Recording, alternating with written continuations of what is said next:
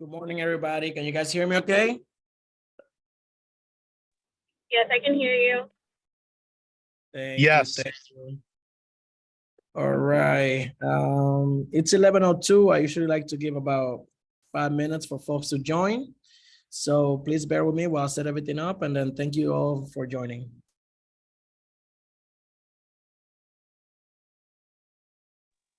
You're welcome.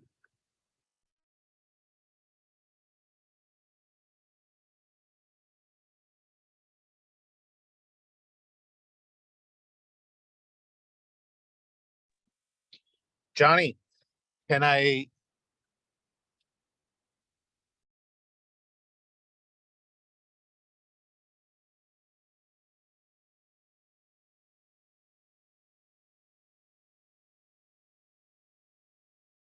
Somebody say something? Yeah, hi, Johnny. Good morning, Julian. Yes, just a little side note. Nothing to do with this presentation, but we had scheduled a one-on-one for the rentals, but you were out of town to see if maybe this week we can. I'll send you an email so we could do something if you're available this week. Yeah, I'm back in town. Send me the invite, and we'll make sure. Yeah, make it happen. Okay, sounds good. Thank you, Johnny. You got it. Can everybody see my screen okay? Yes, I can see. Thank you so much. Yes. Yes, I could see it.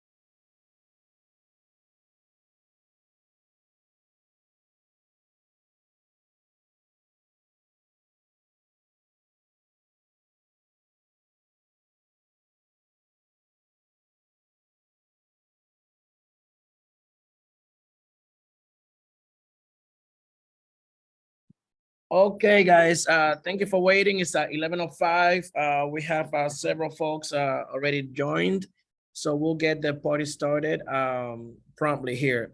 So let me move some things out the way first. All right, so for those who do not know me, my name is Jonathan Johnny Castro. I'm the one of the branch managers here at the Homestead branch. As you can see there, today we're going to be talking about preparing for the listing appointment. If you guys have been in the previous trainings this month, we are basically doing a set of series tackling certain parts of a business, from buyers to rentals. Now we're doing the sellers, right? So the first thing that we talked about was what was your value proposition, right? Like, what do you bring to the table? Why should I work with you as a seller compared to your competition, which is everybody around you, right? Then after that, we talked about prospecting for new business. Because, we're just trying to lay the foundation. You first know what you're worth, what you bring to the table.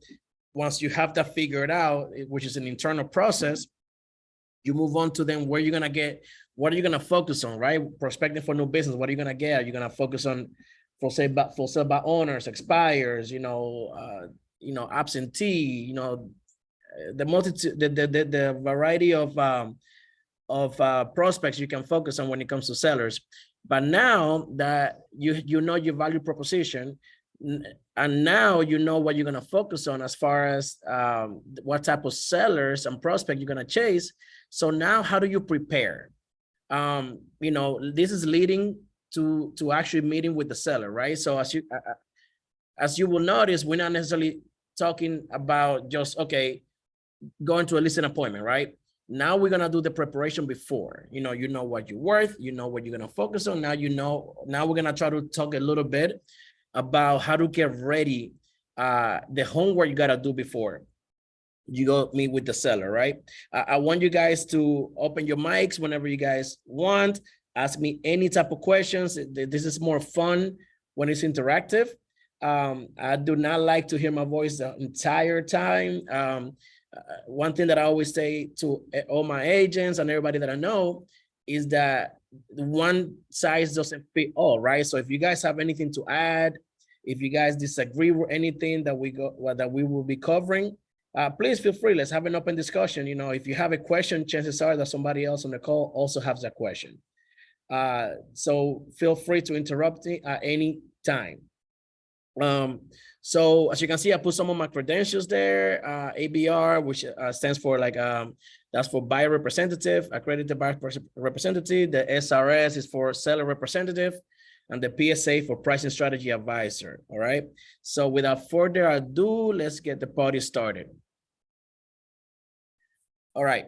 So the first thing we want to go over when we're talking about preparing for your listing appointment, right? Now you are gonna do the homework.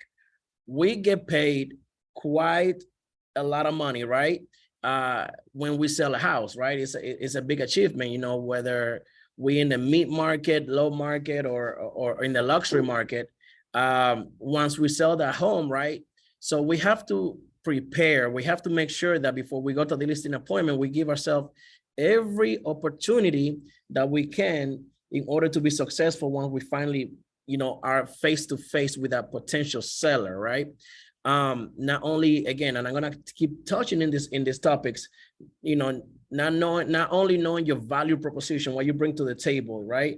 Knowing exactly the type of seller you're chasing, and now you're getting ready to put the package together. So the first thing we're gonna talk about is a timeline, right? I want you guys to look at this timeline. So the first thing is that the pre-listing interview, right? In the pre-listing interview is when you are first having that conversation, right? When you first get on the phone, when you first meet that person that's potentially trying to sell a house. So it's just trying to see if it's a good fit from the beginning, right? You're gonna ask some questions here. The second step is gonna be the pre-listing package, right? Every single home, every single seller will probably have a different and a very unique need, right? That we have to fulfill. So even though your package that you guys, as you guys, you know, build your own systems, you'll be able to have some sort of a generic package, but you can adapt it to the different person you talk to. The third thing you're gonna have to get on this timeline is the fact finding and prepare, right? So basically, in this step, what's going on is that, okay, before I go to that property, I need to make sure I use every resource available to me to make sure that I run some facts about the property, okay? Believe it or not, I've run into some agents that go to a property or want to go to a listing appointment and don't even know if the home is even owner. They don't know if it's owner occupied. They don't know, like, they don't know absolutely anything about it, right? So when you imagine showing up to the house without even knowing some basic facts, then you have to confirm the appointment. I'll be the first one to tell you, I have many people, you know, when we do cold calling, different things like that, that they say, okay, you know, yeah, let's meet next Monday at 3 p.m. or whatever the time is. And next Monday comes up, you're very excited, and you show up, and then you show up to an empty house. There's nobody there waiting for you. You know, we always have to make sure we confirm the appointments. Sounds very simple, but trust me, it happens to the best of us. Once you confirm the appointment, then you gotta come up with a seller strategy. Like, you're gonna have a session with the seller, just like we do a buyer consultation, where you're gonna, based on your buyer, and if it's a first-time home buyer, different, maybe it's a VA, whatever the case is, you're gonna have a buyer consultation. In this case, you need to have a seller strategy. When it comes to seller strategies, you're gonna have to know, are we in a buyer's market? Are we in a seller's market? Is it a balanced market? And a couple of the details that go along with just understanding your potential client. And then 6 is very, very important. After you go through all these things, right? And then as you get better at this, you'll be able to do these things in maybe 10 minutes, maybe 15 minutes, 20 minutes, and then because the whole point is to decide if you even want the listing, right? If it's a good fit for you. Not every listing, there's agents that overpromise, they see a home that's clearly worth, let's say 500K. There's a seller that wants 900K for that property, and they don't have a reason for it. So is that something that you really want? There's some agents who take it, or the agents who don't. I'm not here to tell you which one to do. Everybody here is an independent contractor. You guys understand your business. I'm just here to give you some kind of behind the scenes knowledge for you guys to make an educated decision once you get in front of these guys, okay? On this prospect. Any questions in this timeline that you guys see here? Anything that you guys do that is not here as far as in your own business?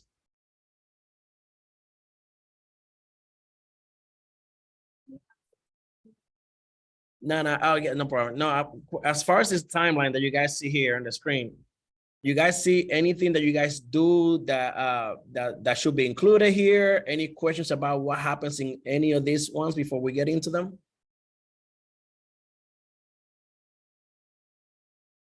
Remember, guys, I want this to be interactive.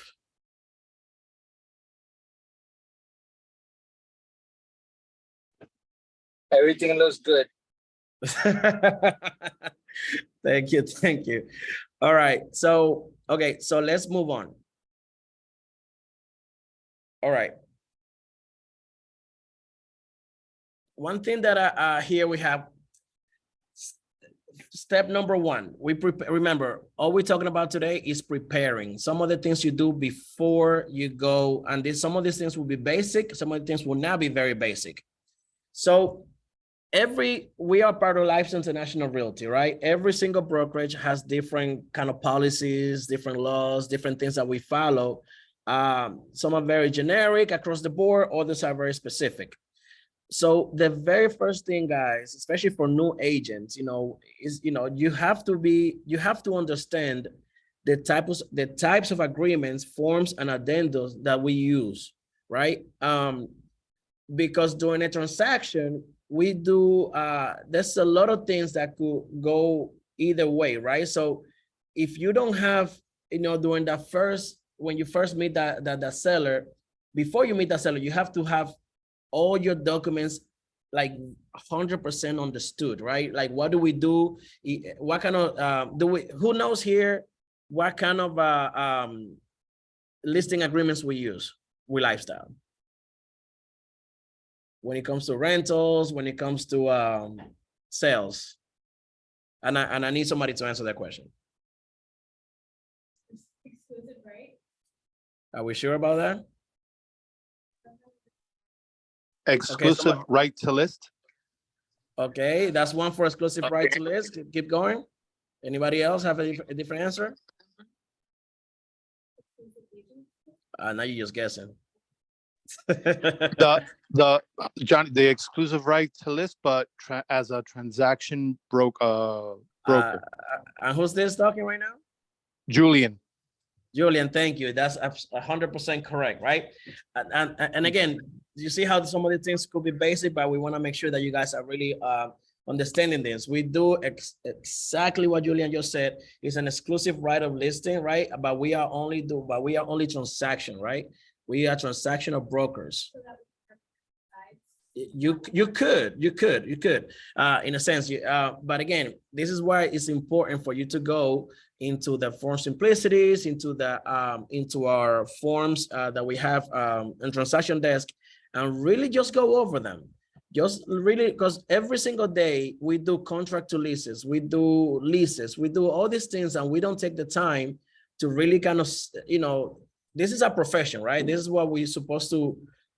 It'd be very embarrassing if we go to a seller and we bring him a contract and they ask a specific question about, what's this on line 25-C6, and you have no idea, right? And then they could ask you, okay, I see, oh, Rashonda, you brought me this, I'm ready to list with you, but it says here that it's an exclusive right to list. What does that mean? They could really ask you that question, right? And if we don't have an answer for a document that we given to a potential seller, we already looking bad. Now, this doesn't happen all the time, guys. People typically have an idea, hey, this is a listing agreement. We're gonna sell your house. We're gonna go over some of these things, some of these highlights, but you have those prospects that really wanna go over it line by line. So I really urge you guys to just go and print these documents, just go over them, go line by line, ask the questions you need to ask. You don't need to be an expert with these things. I will hope you want to be an expert, but you really need to be aware of what's in this forms that we actually use. Any state forms, you have to set termination parameters. Yeah, what do I mean by that? As when you get a listing, there's a spot there that says that you have a time frame for this listing, right? Whether that's 3 months, whether that's 6 months, whether that's some people, and that's why you have to understand what the time frame for the seller is to sell that property. Some people want to sell a house really fast. Some of them really have a longer term, and they don't necessarily have to sell right away. So you have to understand, okay, during that preparation, what your specific parameters should be, depending on the market. Our home selling is really fast, so you can really put a 3-month termination there, because the house is going to go under contract within a month. But are we in the seller's market? Are we in the buyer's market? Are you seeing the homes on the market for like 6 months now, 120 days? You have to look at all these things before you go into that conversation with the seller, because guess what? They could ask you, okay, you're saying here that the termination is going to be 9 months from now. Well, you're not going to be able to sell my home in 9 months. 6 months, whatever you put in there, it's just, guys, so you can have that conversation with the seller as to why, and then you both of you guys come into an agreement, right? Can you set a minimum term, right? Listen, we'll take it for a minimum of 3 months, maximum of X, right? Like whatever that looks like to you when you have that conversation. And the minimum or maximum fees per side. What are we talking about here for the fees per side, guys? Commissions, perfect. Right? Are we talking about, is it a 4%, 5%, 6%? Are we keeping 3% or only offering 2%? Are we offering 3%? Whenever, depending on the market that we're on, I'm seeing agents that, take a 6% listing, but they're offering 4% and keeping 2% because they really need to sell the house. Right? So at the end of the day, what this helps you with is that you are knowledgeable and you understand any question that could come up. Because the last thing you want is, for example, in the commission piece, guys, that you put in, okay, listen, we're going to charge 5%. Maybe the seller is assuming it's going to be 2.5 and 2.5. And then next thing you see on the alta, at the end that says, okay, you're making 3%, this other person is making 2%. You want to be clear as to what really is going on in the contract and on these numbers, because everything makes a difference. All right. Any questions on the types of agreements, forms? Yes, sir. I haven't had my first listing. I've had both, but I've had a lot of opportunities where say, we don't want to list, but we want to give a referral. From the buyer. Yeah. Form or you don't?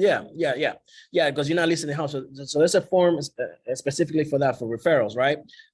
You do have to also sign a commission agreement, basically saying, before, I bring you this buyer, what is the commission that you're agreeing to, right? Because that happens a lot with for sale by owners, no? That you tell them, hey, I do have a buyer, for this property. However, are you offering any commission? They will tell you, you know what, 2-3%, whatever the case may be. But then you get it, make sure you get that signed before you go over there. Next thing you know, you don't have anything signed. You go over there, and then they do a deal themselves, and guess what? You're out of the loop, right? So yes, just that's a good question, Lucas. Lucho, you have to make sure that you are aware of these forms that you use for different scenarios. Yeah, it should be a referral and a commission form. Yeah. Any other questions?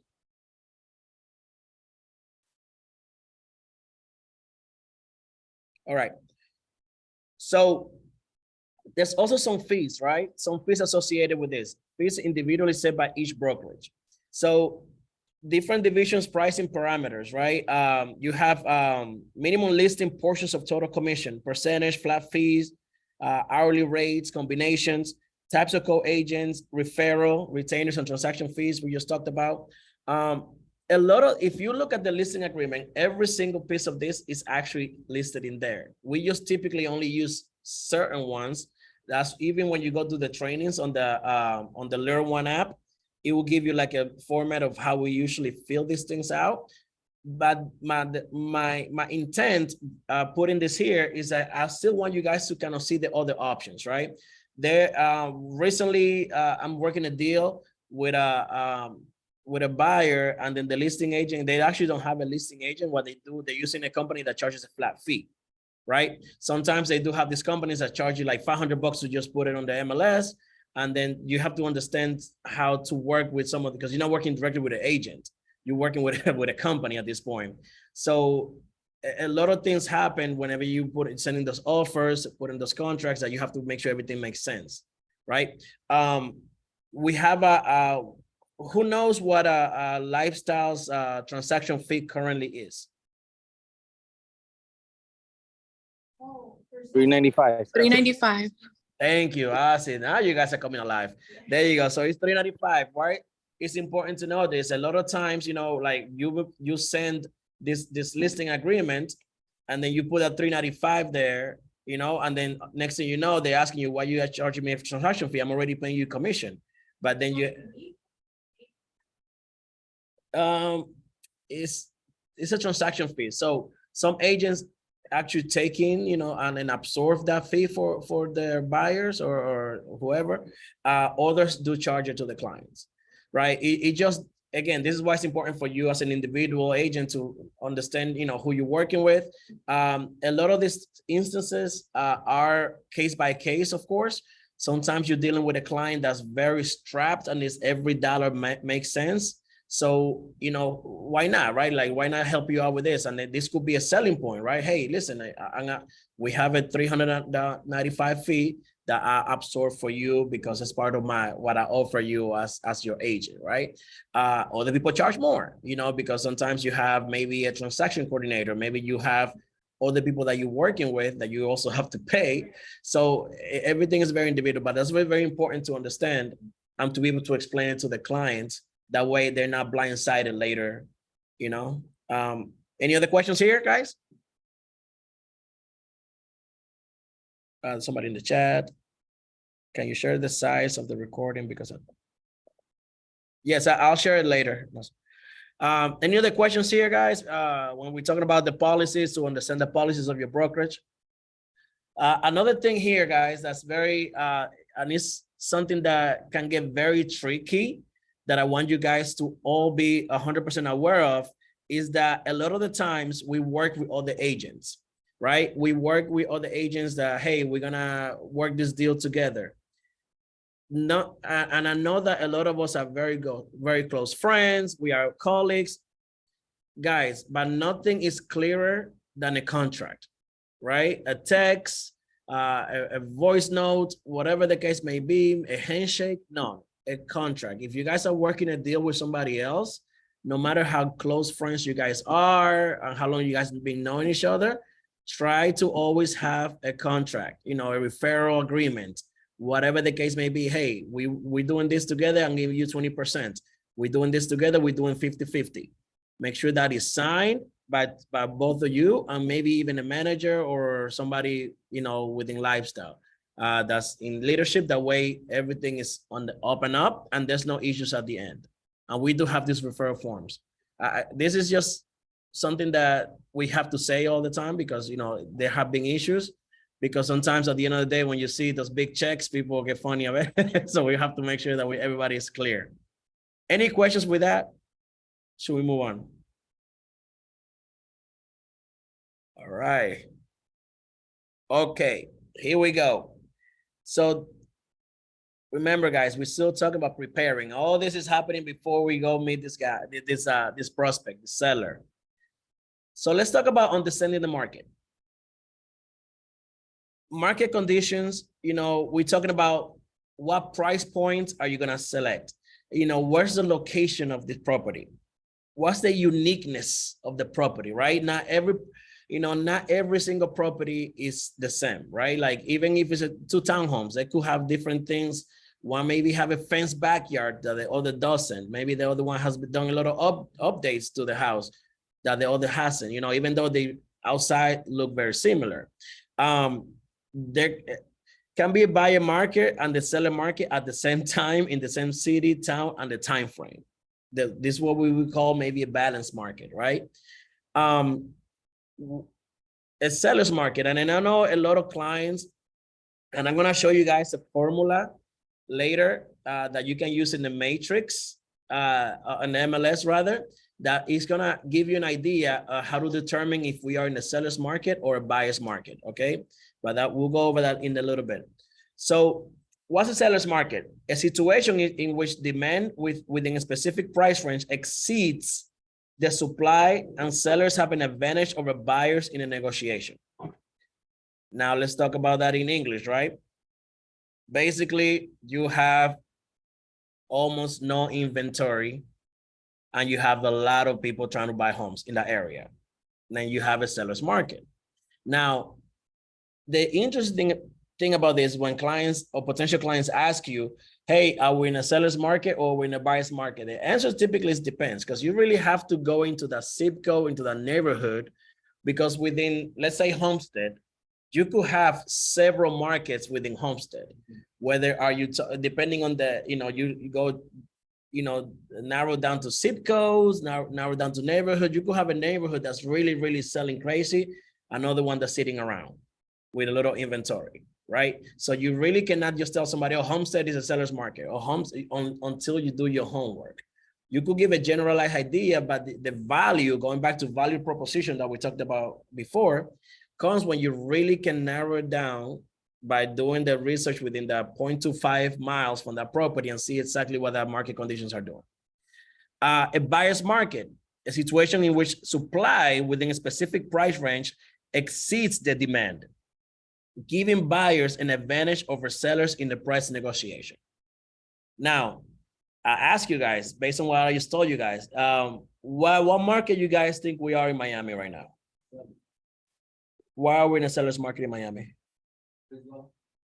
Inventory is low. And other factors attribute that, let's say something happens that mortgage rates are more accessible to others. That change, even if the area is hot, would that change? Okay, now there's more influx of buyers that are, capable to buy. See, and I go back to depends, right?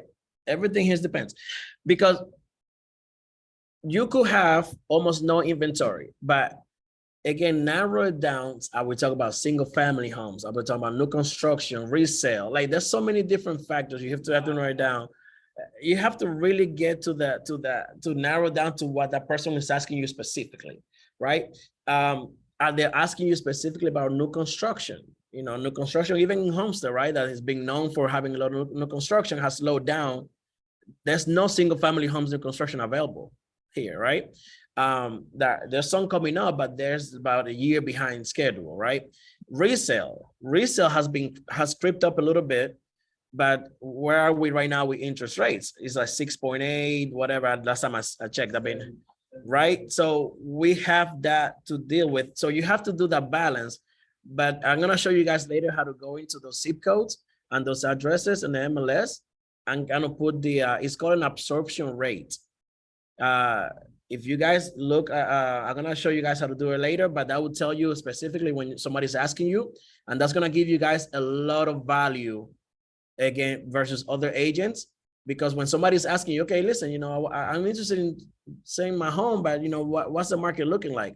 Because just because a seller may think that their house is worth, let's say, $500,000, but how long is that? What's their competition looking like? How much are the homes in that area on the market for? Do we have 6 months of inventory? Do we have 4 months of inventory available? And we'll go into that at a later time. Any questions in understanding the market, when it comes to be balanced sellers or buyers? And how does that help you when it comes to meeting with a seller? Are we clear on that? Or any questions on that? But guys, it's super, super important that you guys understand your market.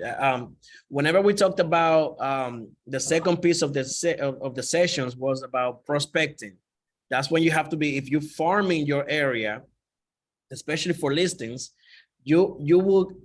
all this information will become second nature to you. That's why I highly recommend, again, everybody does things a little differently, but I highly recommend that you farm and you centralize your efforts when it comes to like how being targeted, because that's going to allow you to have all this information to be second nature, right? Like if you're focusing on from, let's say, from Homestead to Hialeah, it's way too many factors in between that area that you're going to have to do homework every single time, right? Now, obviously, if somebody asks you a question specifically, you can look for the information. However, I'm the type of person that I really like to, somebody asked me a question, in Homestead, I'm targeting Homestead, I'm working Homestead, that I can have those questions real fast, right? It makes me look more prepared, more of a professional, well-versed in the situation. So now that we have on this, and I apologize, there's a lot of information on this slide, but we're going to talk about strategies now. As you can see, everything kind of builds up on the previous information. So we were talking about if it's a seller's market, buyer's market, or if it's a balanced market. Because understanding those two things, what market we're on, is going to allow you to offer a strategy that makes sense for your seller or your potential seller. Because what happens, you cannot come and tell a seller, let's say that we're in the buyer's market, to tell that seller that set some expectations that are not realistic because there's so much competition, and vice versa, right? So if we're in the buyer's market, and I hope that, and I'm going to open it up after we go through some of this, because I want you guys to tell me if you guys can think of any other strategies we could use, okay? So for example, if we're in the buyer's market, some of the strategies we can offer: closing costs paid by the seller or all the concessions. That happened a lot, guys. Recently, not a couple of months ago, but a few months ago, where you guys were seeing, not sure if you guys remember, a lot of sellers offering $10,000 towards closing costs, $15,000 towards closing costs, because homes were just sitting on the market. It was definitely a buyer's market when people were offering, so we had so much inventory at that time, right? That people, and then the interest rates were a little lower. People had more options. So, or actually, no, I apologize. It was the opposite. Like we had almost no buyers for the seller. So there was really, your homes were just sitting around. So people were paying $15,000 to get rid of their homes. Maybe pay home inspection or home warranty. The home warranty typically ranges, anywhere from like $25,000, $3,000, maybe $4,000 for the first year. So maybe that's something that the seller wants to offer. Cosmetic credit offer by the seller. In many times when we do the inspections, all we address is the big four, right? Roof, AC, what your electrical panel looks like, and what your plumbing looks like. Those are like the four major things, water heater, things like that. We don't usually address anything cosmetic, but hey, maybe you want to get a paint job in your house. Maybe you want to get things like that. If we're in the buyer's market, I want to offer you everything I can. You see also construction firms, like I know you want to give some Do they see that in the balance market or they just do it? No, when it comes to new construction, they just do their own thing. Yeah, but to your point, yes, it also affects what market we on. You know, if we are in a buyer's market, they will give you everything, right? To make sure you sign with them, but you have to use everything that they give you. Otherwise, they may be not giving you. But typically, new construction always have something going on. Personal property included in the sale, right? Is there a barbecue there that we want to give? Or is there a gazebo there that we want to give you? If you buy this house, not a boat, but you know, automatic price adjustments in listing agreements, seller authorization do not disclose existing multiple offers. Again, there's different things we can offer when it's a buyer's market that to incite buyers from maybe picking an offer, right? Anything that I didn't mention there? There was one that I mentioned earlier. Hopefully, see if you guys can remember. Offering to pay, absorb the link. The thing you didn't tell me anything. For certain fees. That's for when you get the listing. That's or anything else, guys, that you guys can think of. If we're in a buyer's market, what would you tell your seller? To like a strategy to make sure your home is more attractive.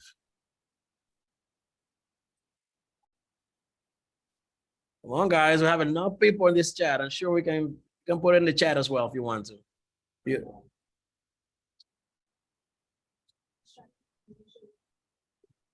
Yeah, if we're in a buyer's market, like to attract more buyers, what would you do? What would you do? Give me some ideas.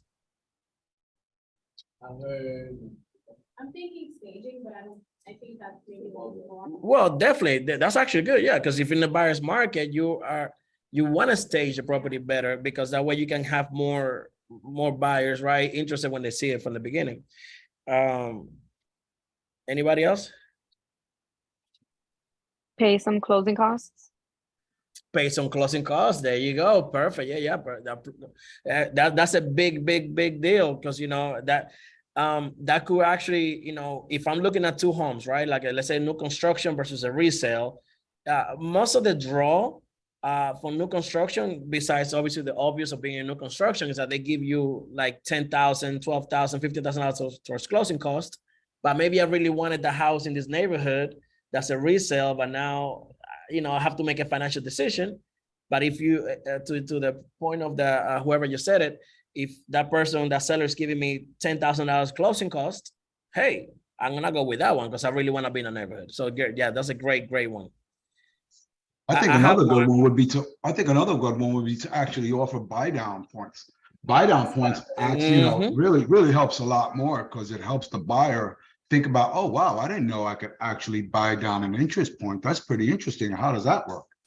Exactly. That's another thing. You could offer that depending on, you know, because and that's always going to depend on the net, right? On how much his seller is supposed to wants to net, and then what the house is in the market for. Because you may have a home that's already paid off that this you know, this seller is about to make, let's say $800,000 almost clean, right? So you have some money to play with if you really want to sell this house at that price range, at the price point, and that could be via buy downs because you're extremely helping the buyer with that more lower mortgage payments, right? So yeah, that is a great idea. Anything else? What about commissions? What can we do with the commissions? Reduce it. Or reduce hours, right? Reduce what? What about they didn't like that. They didn't like that part. Yeah, don't play with people's commissions, right? All right. So when it comes to commissions in a buyer's market, you know, like I said earlier, maybe we wanna, if we are 6%, maybe we offering, you know, what, like 4%. It's depending on, again, this all depends on what your situation is and the price point of the home. But the higher percentage you offer on the MLS, the more people are gonna come to see the house, right? Because if you look at guys, remember what happened, and this I'm just, you know, I know this is being recorded. I know this is being recorded, but when you see in these homes a 2% or 1.5% on the commission, you're kind of like, woo, woo, I mean, I'm gonna show it to you reluctantly, right? Like on the protest. No, kidding aside, but again, that's gonna obviously organically attract way more realtors to show that home whenever you offering a higher compensation, you know, right? Go ahead. Johnny, when you offer that, you put like a clause in, let's say, I try to tell them, like they, for example, the last listing, I had a listing for like 1.5 in Kendall. The lady said, well, I do too. And I try to go the same way and say, well, I think you would attract more buyers if you have like a hot position on both sides, you know? Mm-hmm. Is there a clause to put like a certain allowed time that they'll allow you to do it, just to show them that you're gonna get more offers? Yes, there, yeah, you can, everything like that will go on, you could do an addendum, you could do additional terms on the listing agreement. Basically, I had it where, you see it more often when you're decreasing the price of the property, where, you know, after 30 days, we decrease 5% or whatever the case may be, but yeah, you can add things like that, that let's say that we have no showings, we have no requests, nothing within the first 30 days, hey, let's offer X. You know, 30 more days go by, let's offer X. The very tricky thing about that is that people forget quickly, right? And sometimes whenever they will tell you something right, you know, right now, and then 2 months later, they're like, I don't know if I really want that, you know? So you could get into that situation. You just have to build a relationship with the client, right? So yeah, so some of those things. So thank you guys for participating. So now let's go to the seller's market, right? Now we're in the seller's market. Let's talk about a few things here. So we ensure full market exposure by entering into the MLS immediately. Alert neighbors, your sphere, and all, you know, top producers regarding the new listing coming up. Combine first day of showings and public open houses. That's a good idea. Provide due diligence packet and disclosures up front. Can include contingency to allow seller time to find close a suitable replacement property. Obtain seller authorization to disclose the 6 or multiple offers to competing agents. That last one is important here, guys, because we're now in a seller's market.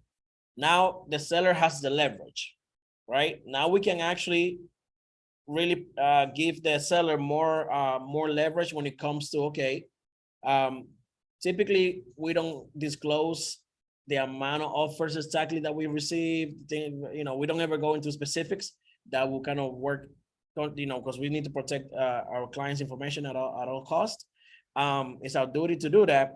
But in some cases, you know, if you really want to keep driving up the price, you can tell, you know, get that disclosure agreement authorization that hey, listen, we already have about 4 offers, full asking XYZ, moving like that to another agent so they can come back to their clients and see if they can kind of match or go over that, right? So you can do different things like that in a seller's market. You don't really give anything up in the seller's market as far as, you know, you don't have to give any closing costs. If you think about the buyer's market, it's just flip it on its head, right?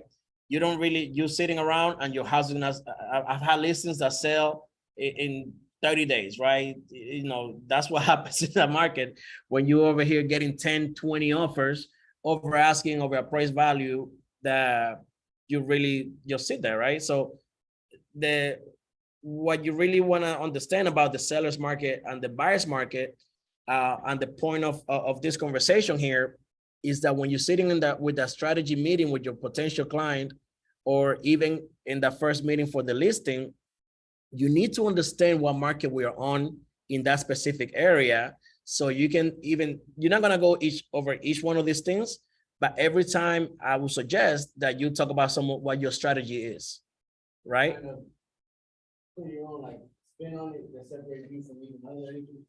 Correct. Like you already know, again, value proposition, understanding your prospect, and then now you're talking about your strategy.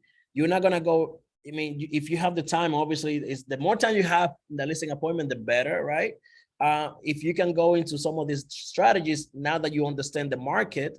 Okay, Mr. Seller, we are in the buyer's market right now, so I do understand that you do want X amount. In order to get to X amount, in my opinion, since we are in the buyer's market based on these numbers that you can show, right? This amount of competition, this amount of inventory. I think that some of the things we could offer is XYZ to make sure we attract more clients. However, it's my fear or not my fear, but it's my concern that maybe your home sits on the market a little longer than we want to, thus maybe decreasing the price over time. right? You have this conversation like, you know, again, a very serious conversation with facts and strategy. You know, when somebody else comes in, they just want the listing. Oh, we'll do open houses and we put it on the MLS and we do door knocking and we do what we all do, right? But now you're talking strategy. You know, you're going specifically like, hey, maybe we're gonna make sure we stage your home properly, right? And we're gonna offer $5,000 closing costs if we can close within 30 days. Oh, if we can get loan commitment within, you can add different things to that to make it more attractive. That is, maybe let's offer, let's just do 5%. I'm only, Mrs. Seller, I'm only gonna take 2% out of that 5%. Right? But we are gonna make sure that we pay in 3% just to attract way more eyes in your property, okay? So in the next case, where it's like seller that wants to try, like, I'll take 50%, but let's leave it at 3, so we can check, we put them 2%, so you wouldn't pay me, but put it at 3, just so we can see the influx of the. Yeah, again, you have to make sure it makes sense to you, makes sense to the seller. A lot of the times we forget we're working for a client. So we have to do whatever we think it makes more sense, right? A lot of agents do not even entertain, playing with their commissions, right? Like that, it's just the case of the matter, right? However, if you are for example, let's say you're in a seller's market, the house is gonna sell. You don't have to play with your commission.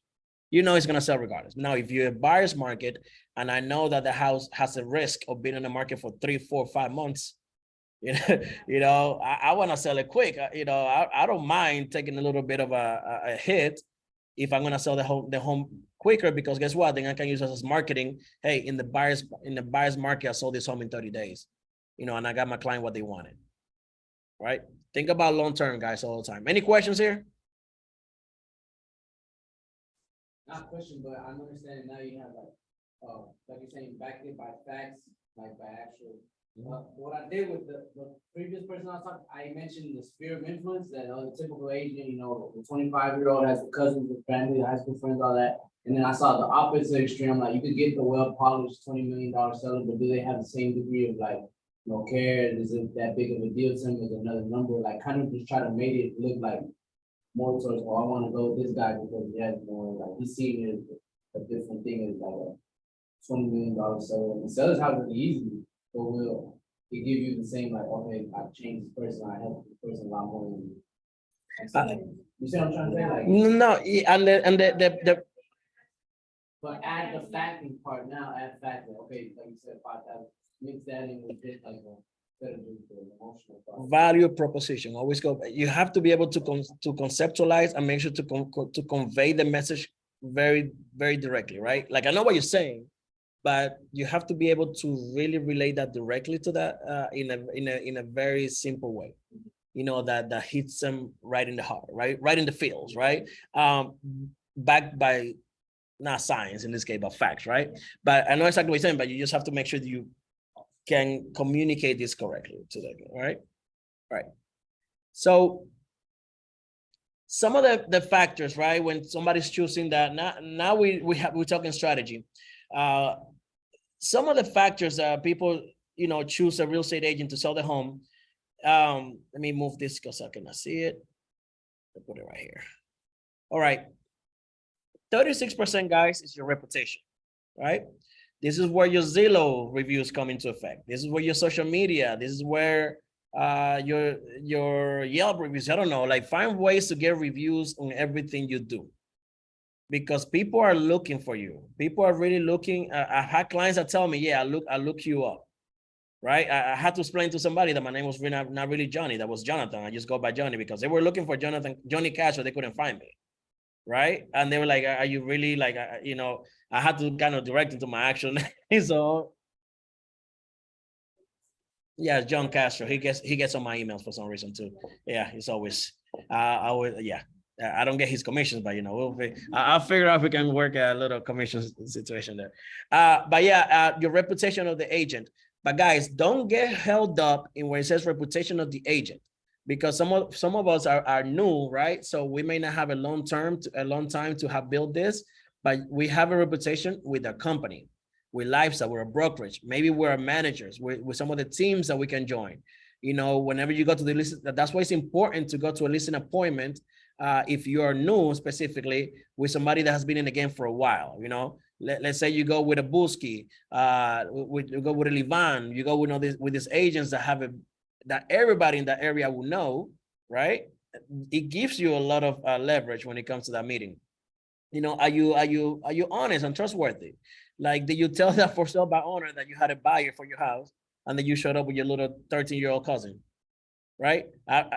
It happens, right? Like some people will tell you just lie to get in the face, but you already building a relationship based on the lie, right? Because you know, like some people do it, some people don't.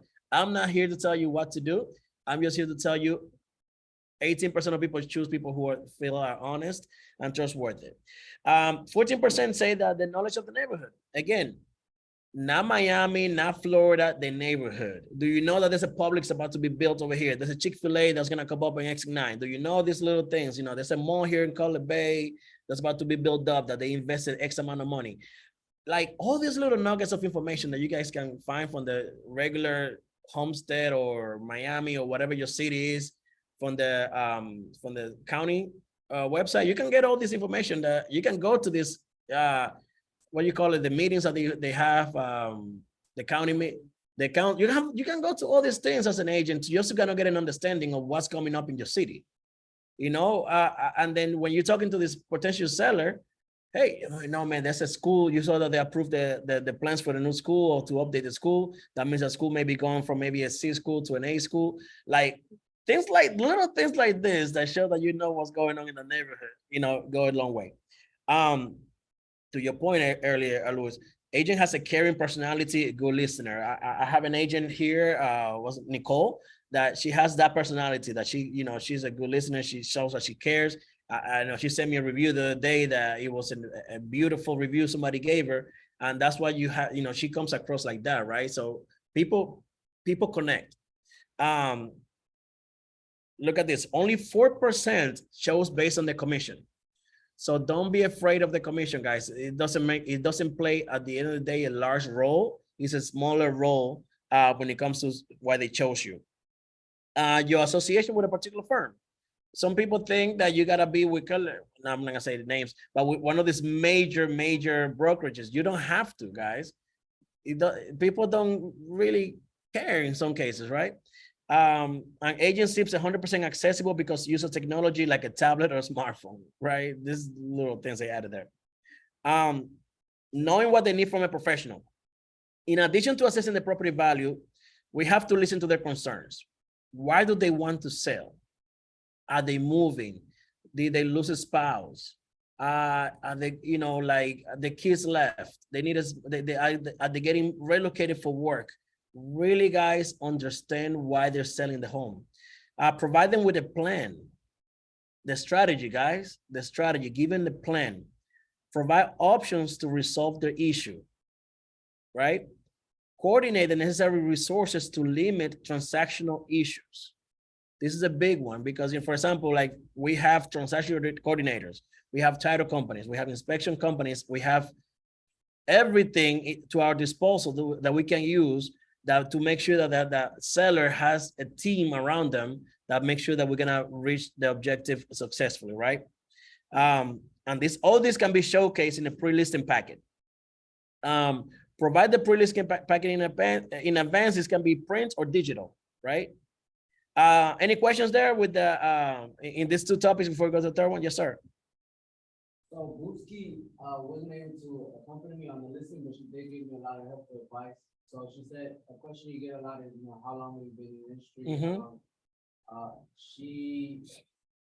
I'm not have a lot of years in the industry. A lot of people have 37 years, but we are part of a team that there's some people that might have experience in that area, might have sold a couple houses, so we can't include we have a very capable team that, you know, done X amount of sales. And exactly. Always use. You have a brokerage, right? It's not just you. We know we backing you up. So you could be here for like 2 weeks, but the brokerage has been here for a long time, right? So always use is even with sales, like, oh, how many sales have you done in this neighborhood? You could, if you did your homework correctly, you could go to like the sales that Lifestyle had in that particular neighborhood. Sir, ma'am, we actually in the past 3 months, we have sold, maybe 20 homes in this neighborhood alone. Right? And you can use that. This is Lifestyle. Hey, yeah, what about you? No, you can tell them, well, myself, I have not any sales here, or I have one, or whatever the case may be. I do not work alone. We work as a team. So our team, like, you don't lie. You don't have to, like, you're telling them in fact, I'm representing Lifestyle. We have sold over this many, right? As myself, maybe I have not any, but I'm part of a team, the largest team that have, and that's what I want to convey to you, ma'am, sir, that, you are not being represented by one person. You are represented by a complete team. The consulting approach, and the reason I put this here is because I really enjoyed it. The example that they gave. Too many real estate agents think that a listing presentation is mostly about the seller asking you questions and the change showing you their wares. Think about the last time you visited a doctor, attorney, or an accountant. They probably did most of the questioning, right? They ask you a lot of questions. The doctor's asking you questions, they're going to ask you questions. They probably didn't roll out all the services. They didn't show up giving you, oh, this is all the services we provide. That's not what I want you guys to do when you go to the listing appointments. I want you guys to listen to that client, like just ask questions to understand what they need and then attack those individual issues. A lot of times you show a potential client a list of 20, 30 things that you could do for them. And maybe they only needed like 2 of those. Now you wasted your time. Instead of you listen to them, and then based on what you can do, then attack those things and they feel more understood. Okay. So understanding the property, each property is unique, requires tailored approach. Listing models and market conditions must be considered in your strategy. Different listing models must be analyzed. Market conditions, guys, again, provide different opportunities, strategies, and challenges. And the pre-meeting research. This is where I wanted to kind of end in this area. Spending time on collecting data for the meeting will prepare for your best approach at the appointment, position you for either a 1-step or 2-step CMA, may reveal risk and conflicts with the upcoming appointment, and will help you ask the right questions. Determine if it's financially viable or prudent to list the property, right? Just because you want to list a property and you want to make X amount of money, maybe it doesn't make sense for you to list a property at that time. Because if you are in a market where, for example, you are not going to yield the net that you want because of the conditions are not directed to it, right? What would you list right now? Again, you're there to guide the client and make sure they are understanding of what they need to do. So this, guys, a CMA, there's many ways to do a CMA. I urge you guys to take the class from the MLS, or from their association rather, when it comes to the doing CMAs, because you're really gonna get a lot of value out of it. Everybody knows here what a CMA is, a comparative market analysis. But it's really, really gonna help you guys when you in front of that person, in front of that client. Because if you have a tablet, you went there with your computer, even on your phone, some cases, once you go to the home and you walk into in the home, you can make some adjustments on especially in the RPR as you go, because maybe you thought the house was gonna be worth 500,000, but as you get there, you see that they have a lot of new things, a lot of stuff that you were not aware of. Now the house is worth maybe 550, 600, or maybe the it's a mixture, right? You gotta use all 3 of them because the IMAP is very linear, right? It just gives you information of everything that's very like. It doesn't really take into consideration factors of the property, like as far as updates and things like that. So if you use a combination of IMAP, you use a combination of the search when you do active, close, and pending sales, and then you use RPR. This all can take you anywhere from like 10 to 20 minutes, really, per case, maybe 30 minutes, which I think is not a long time to spend when you sitting here, maybe about to make north of $10,000 on a sale, right? Yeah, because like I've seen like RPR or Remind, they things are very nice, or everything, does that matter? Again, matter of preference, right? Dealer's choice. I prefer RPR myself just because, but I do use information from the matrix as well that I add. It's a page that I use from the matrix that I add to my RPR. I just think that I like when things look soft. And the RPR allows you to really make tailor it to however you want to look, right? So we talk about this, right? So for you guys, because this question, I just wanted to put this last slide here. I know this is one of the big questions of people always ask you as a realtor. So how's the market doing, right? So when we say seller's market, we're talking about 4 months of inventory, right? When it's a balanced market, 4 to 6 months of inventory. And when it's a buyer's market, generally anything above 6 months of inventory is when you're in a buyer's market. So I'm gonna show you guys real quick. Do we have time? Is anybody? Let me see how much time I have. You guys have a second, another like 5 minutes, so I can show you guys how to look at the inventory in the MLS. You guys have some time? Yes. All right. Let's see if I can take a second for this. Let me pause. Any questions so far, guys? Open mic night right now. So while I get over there.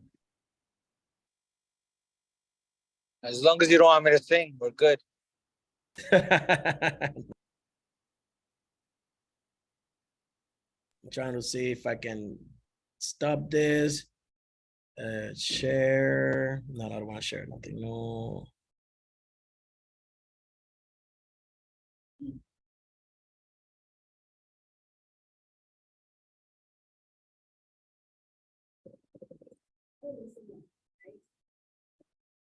Yeah. You're the most offensive person I've ever met in my life. But it That's was, like my dear. no, I.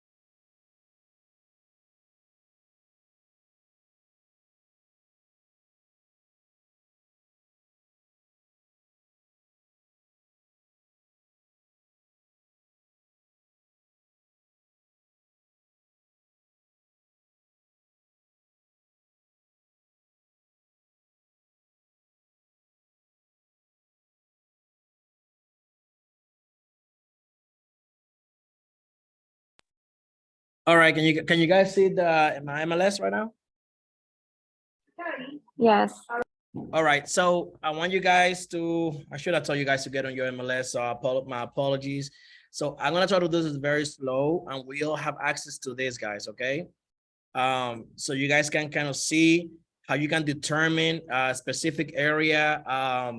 It's called an absorption rate, all right?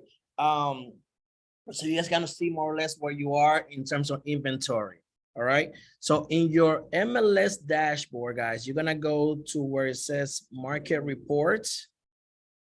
Okay. Let's see, it's kind of slow. All right. So we are market reports, guys. And then you're gonna see here, it says market conditions. It's called a 1004 MC. You see it, you guys see it right there, it's in general. All right. So 1004 MC. We're gonna click on that.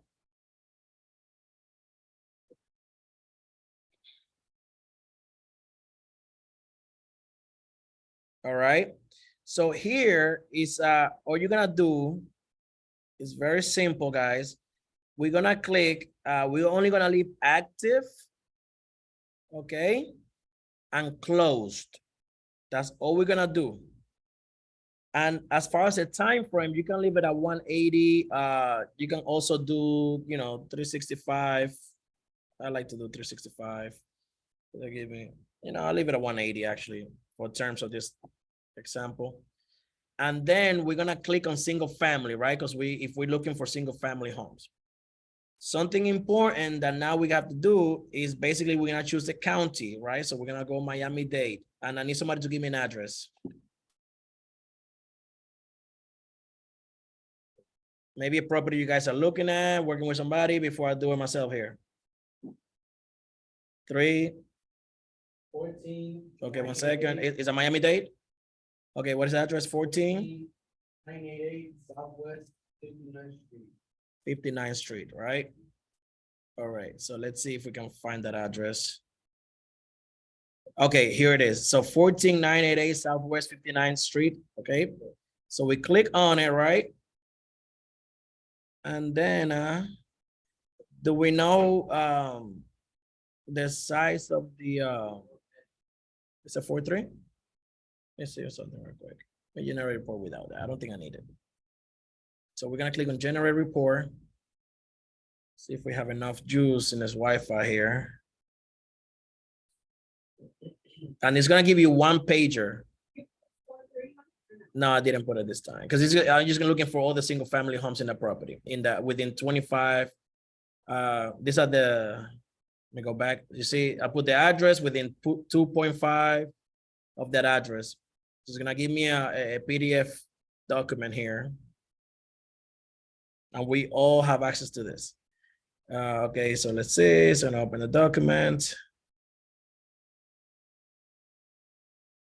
I apologize because this is kind of slow here. Okay, boom, here we go.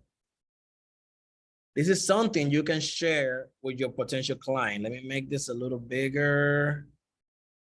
If I can. Can you guys see it okay there?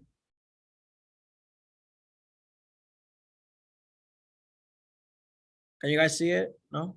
Yes? Yes. All right. So See. guys, what this report is gonna do for you is gonna give you the absorption rate. Absorption rate simply means that, like your inventory in that specific area. So let me X out of this here real quick. If you're looking at this right now, oh Lord, my battery. Okay, this right now. These are all the single family homes in that area. So in the past 3 months, there have been 2 sales in that area. However, if you look at where it says months of housing supply, guys, that's the inventory. What does it say there on the last 3 months? Can you guys see it? 6. 6, 100%. And what did we just talk about as far as the no. It's over 6 months, right? 6 months or plus. So if we go back, and then my computer is acting funny right now, guys. 1 second. Do you guys remember what does that mean whenever 6 months or more in this case, 6 months of inventory? What does that mean? Are we in a buyer's market or seller's market in that area? Buyer's market. Anybody disagrees? No. Exactly. So guys, when you're talking to this, Luis, you gave me that address. When you're talking to this client, right? And you can tell them, and you can show them this page that says, look, Mr. Seller, right now there's a currently 6 months worth of inventory within the 0.25 mile range from here. That means you have a lot of competition. That means it's a buyer's market. In this case, we have to maybe do a strategy that to attract some of those buyers to come to this property. Now, obviously, you can go more into depth into the particular sizing of the home, but this is all for single families, right? another information you can see there is that the medium sales price in that area is $600,000, 611, right? Another thing, another good information that this report gives you is that it tells you how many days more or less they were on market, right? Look at that. This says that median comparable sales days on market, 100 days. And if you can see, it has been going up over the past year. Was 0 days, then it went to 40, then it went to 109. So that means that there's more inventory that's been coming up on the market. So another one that is important to see is that median sales price percent, like what you sold it versus what it was listed. And it went from 98%, meaning that it's sold 2% below what they listed it for, right? To now 96. So meaning that now it's 4% less. Exactly. So you show me that they cut the price because exactly that. So now it's 4% less, right? So that's gonna give you a lot of information to talk to that seller about how to best strategize to sell the house.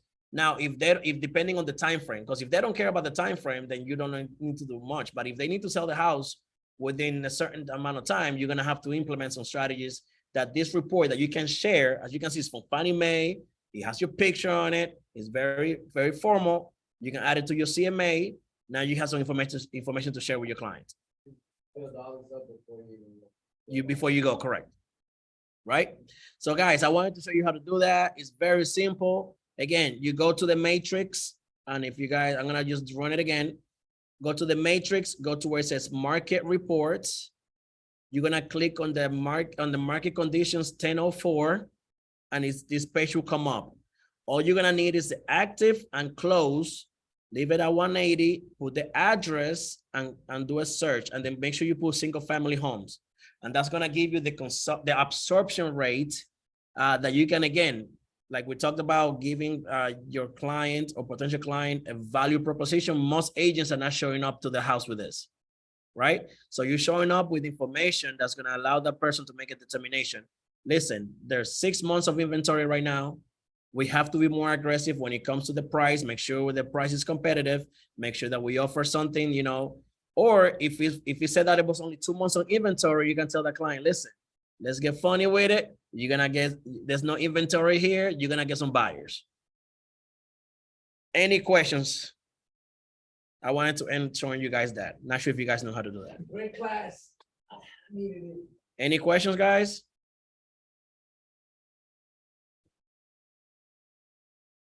Looks like we don't have any questions. So good. All right, guys. So having said that, thank you guys for joining. I'm gonna be sending another message. I'm thinking about having another follow-up because meeting this week. I'm thinking I'm gonna go maybe Thursday, and the class will be basically now when you're in front of the client. So it's gonna be meeting with the seller. So now we already talked about value proposition. We talked about prospecting. We talked about today preparing for the meeting. Now we're gonna finally be in front of a client. So we'll talk about that probably Thursday, but I'll send the invite through WhatsApp to everybody. Enjoy the rest of your day, and thank you, guys. Johnny, Yes, sir. you says Thursday? Yes, as of right now, it probably will be Thursday. But I will make sure to confirm via WhatsApp. Just keep an eye on the Lure app and on the general app. Yeah, unfortunately, because it's the same day as SWAT, so that's why I'm asking the question. Oh, okay. So okay, yeah. I'm just now getting back into the fall. I've been out for a few days, so maybe not Thursday, maybe Friday. Okay, I was gonna say because you're gonna get a lot of people there in SWAT. No, I'm not gonna compete against Dana. I'm not gonna do that. That's a losing proposition. Okay, guys, I really do appreciate your time, and then I look forward to seeing you guys later this week, and then good luck out there. All right, Johnny, you have my email, right?